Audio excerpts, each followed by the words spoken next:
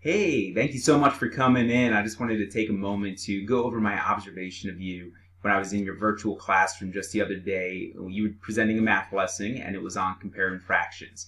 And so one of the things that I like to do whenever I do an observation is I like to go and take very objective notes, just simply writing down what did I observe. And so for right now, what I like to do is I want to share with you my observation and share with you those notes. So these are the notes that I took down. I did observe a math lesson with you, like I mentioned, and I was in your virtual classroom for about 27 minutes. And so that way it gives me a really good sampling of what's going on inside that classroom. And the main topic that you were covering for that math lesson was comparing fractions. And there were 5 students in the classroom at the time, and you did have some breakout classrooms ready to go with the students.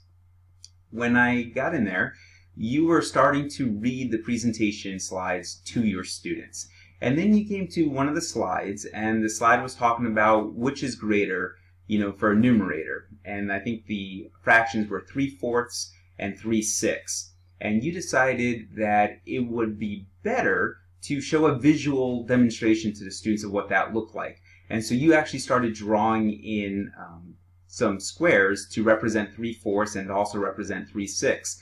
But while you were doing that, I did notice that there was about a 40-second delay.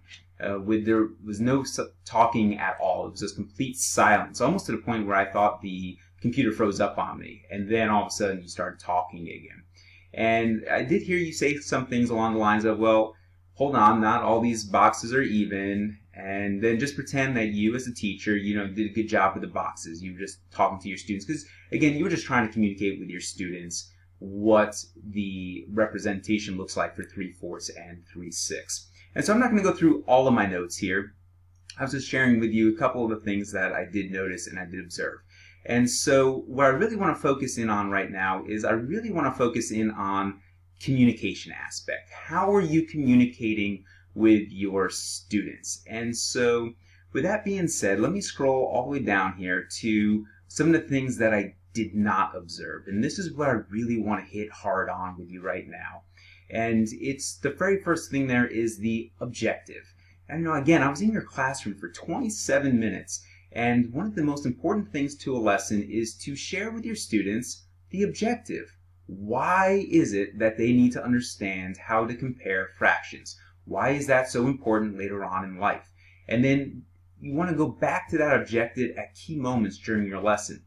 Again, with the 27 minutes that I was in there, I did not hear that objective mentioned at all. I didn't see it posted anywhere, and consequently, the students then don't necessarily have a vested interest in wanting to learn the concept of comparing fractions.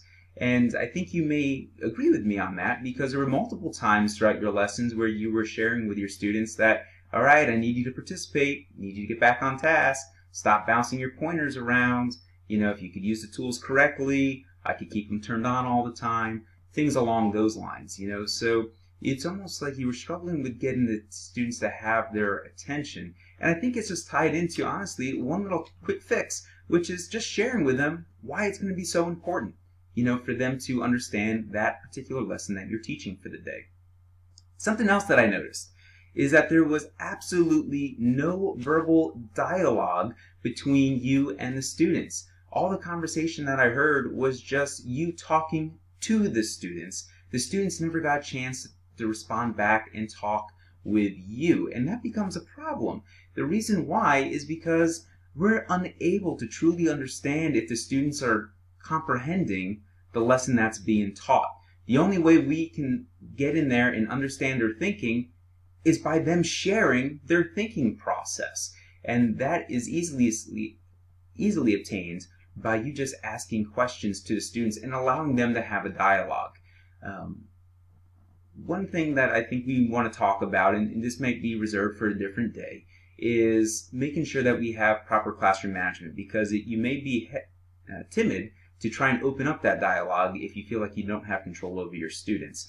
And so that could be one of the reasons why we didn't have that dialogue, but it's something that we're going to work together, because we do need to open up that dialogue for all the students to be able to share.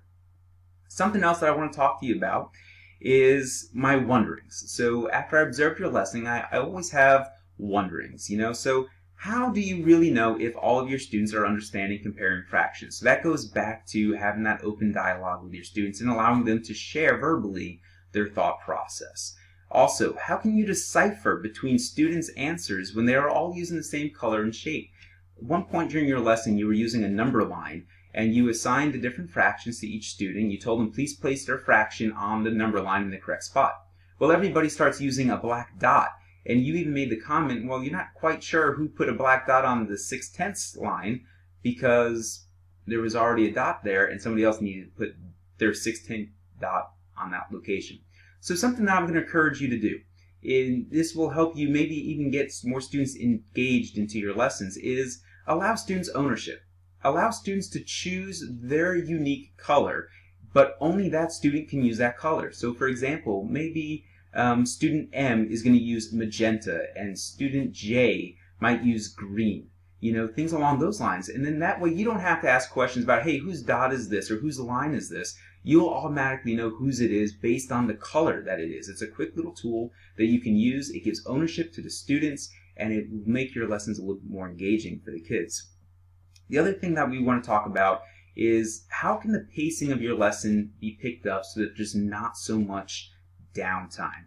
You know, quite a few times if you go through all my notes, you had a few minutes collectively where there's just complete silence. And I think that kind of comes back into not being properly prepared to present your lesson.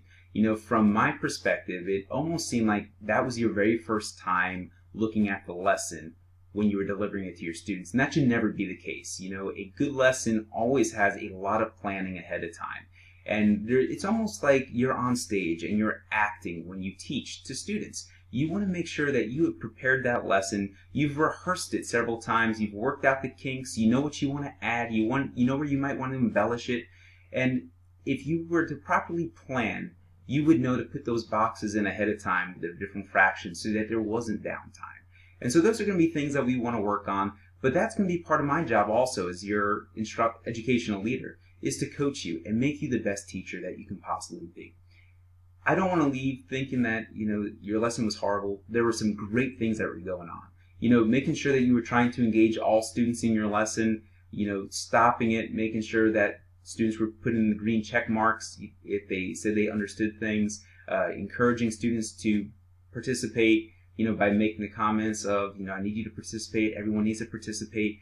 You know, those are great ways. Like, you can tell that you really have, you know, at your heart, you want all students to be able to learn. It's just some of these other things that we just want to clean up a little bit, and we're just going to take it one day at a time, one step at a time, and you know, we'll make it work. So thank you so much for coming in. Those are the things that I want to leave you with. I'm going to share with you my notes. I'll email them to you, but I hope you have a great day, and I'll see you soon.